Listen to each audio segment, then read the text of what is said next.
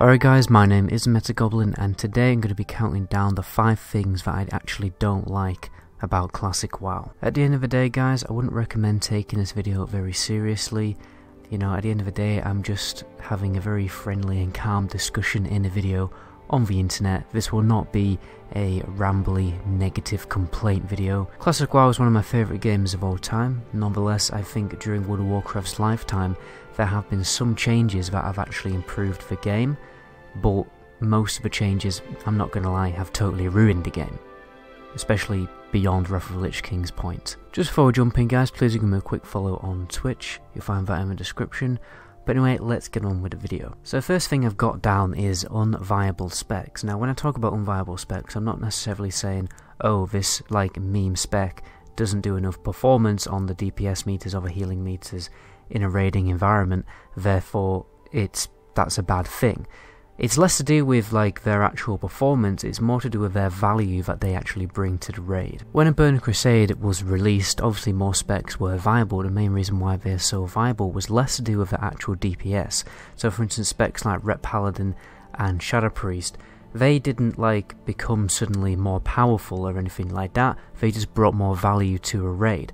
For instance, I play Shadow Priest quite extensively on a Burning Crusade server, and one of the main spells that you would basically apply to the raid boss would be Vampiric Blood. What Vampiric Blood would do is take a portion, I think 10% of your total damage, and it would return that to the entire raid as mana. So priests were basically nicknamed a mana battery and extremely useful for raids. We also had a debuff called Vampiric Embrace, which is actually in Classic WoW, which would actually basically do an AoE healing effect on the entire raid when the priest did damage.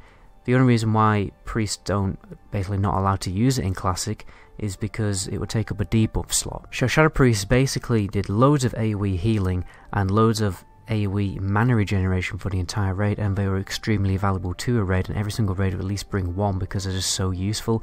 And in dungeons the healer would absolutely love you because he will never have to worry for mana. Overall, I just think that the support class philosophy was not really fleshed out massively in Classic WoW and became more of a thing in the Burning Crusade, and it's something I would have, you know, preferred to see in Classic WoW, and I see it as a disadvantage to Classic WoW that these support classes basically have a lot of negative stigma and they're just basically seen as way less viable than they were in the Burning Crusade. So the second point I have for this video is punishment for group questing. So when you're out in the world questing with a friend or somebody that you've just met, when it comes to doing quests which actually require you to pick up items to complete the quest, it can become a little bit of an issue because the quest items are not duplicated like they are in, you know, retail. This is a bit of an issue because it will literally take ages for you to complete a quest. So there's been a number of times where I've been group questing with somebody and we've been doing like your classic slay certain amount of mobs to complete the quest. We get through that very quickly, we'll have a chat, you know, get to know each other a little bit,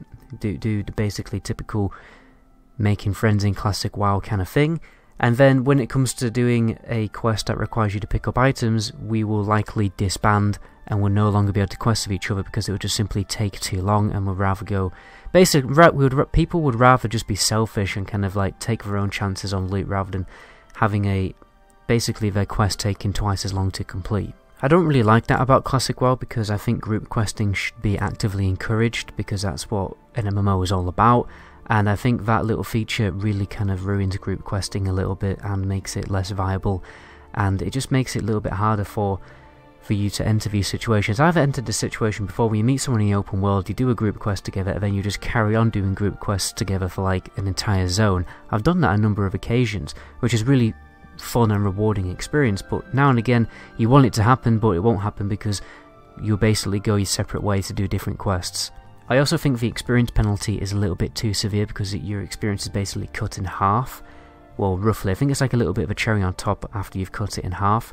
I don't think it should be cut in half. I think it should be like 75%, like 25% off, or it should just stay the same, to be honest, but then only get nerfed when you have more than 3 people in your group, because if you want to do the classic Dungeons & Dragons style leveling with the Holy Trinity, you know, mage, warrior and healer kind of playstyle, then you should be able to do that in a group and enjoy the game as a trio. But obviously with all these punishment systems in place, it is very difficult for you to do that. Third thing I want to talk about is how there are no experience rewards for professions. Now this kind of annoys me a little bit, because when I'm leveling up, you have a difficult decision. Do you just go balls to the wall and grind out your levels and focus on doing quests and gaining experience, or do you like sacrifice your leveling time to do some profession stuff? And I feel like it shouldn't be a sacrifice. I feel like doing professions, leveling up your crafting professions and your gathering profession should give you a little bit of experience, so that it doesn't feel like you're wasting your time. It doesn't feel like a detour to your leveling path, and it doesn't feel like a sacrifice while you're leveling up.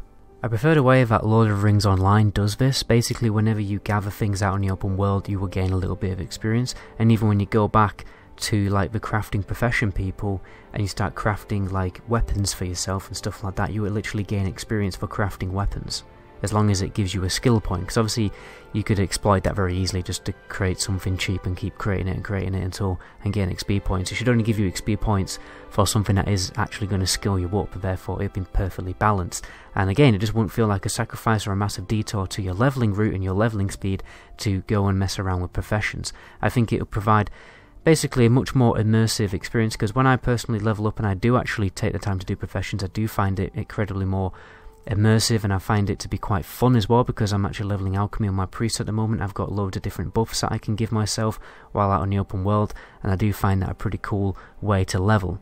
But obviously, because there's no experience rewards for doing professions, it really does feel like a massive detour. Fourth point on this list is low replayability.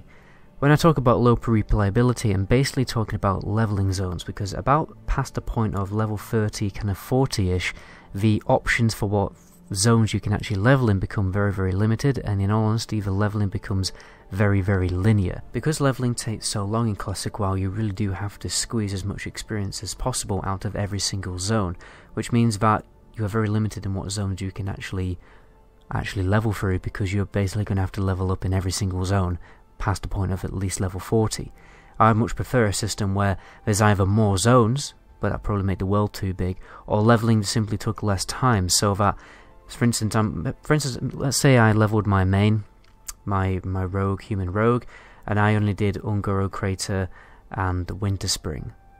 But the next time I level up, maybe I'll do Western Plaguelands and Eastern Plaguelands, because I've already done Ungoro Crater and Winter Spring. I already know what those quests are, I already know what that experience is, but the next time I level up, I'll get excited again, because I haven't actually leveled in the Western Plaguelands, I haven't leveled in the Eastern Plaguelands before. That would increase my motivation to level an alt, because of that increased replayability factor.